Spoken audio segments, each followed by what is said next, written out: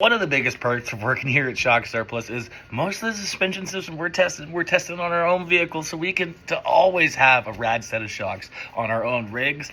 The downside is there's lots of times where we have to give up a setup we love to test something else that we're often not that happy with. So today, let's talk about the shocks we have tested that many of us would have just purchased ourselves if we didn't work here.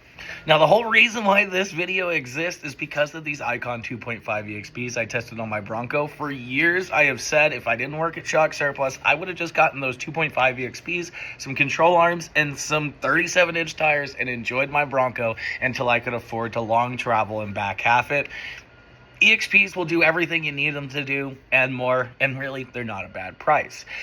Another set of shocks I actually did buy on my own and would buy 100 times over. I had flat out build me a custom set of GR40 coilovers and reservoir shocks for my absolute beater car MDX.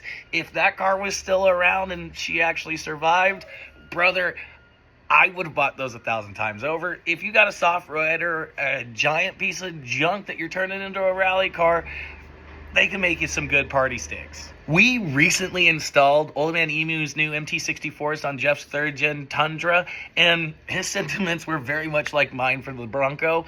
If he didn't work at Shock Surplus and he had to buy a setup, that's what he would go with. They're a little soft for him. They had a little bit too much sway, but there's really not much else at the price point that seems to perform as well or ride as nice, and definitely would be his choice and most of our choices until it's time to go big old hog wild.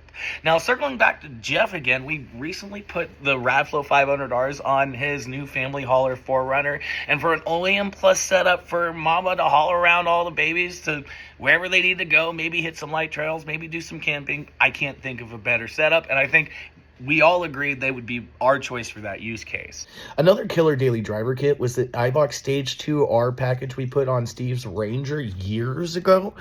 It ran amazing for 90,000 miles, handled great, rode awesome, towed better than you would ever think they should, and, well, they just really hung in there. I think if Steve was going to have to purchase outright a set of coilovers and shocks for his Plan B rig, well, it's hard to beat those eyeballs. But, well, he did end up beating them because he got a good deal on a set of Kings, and they have been amazing as well, so I guess we could put those on the list to boot.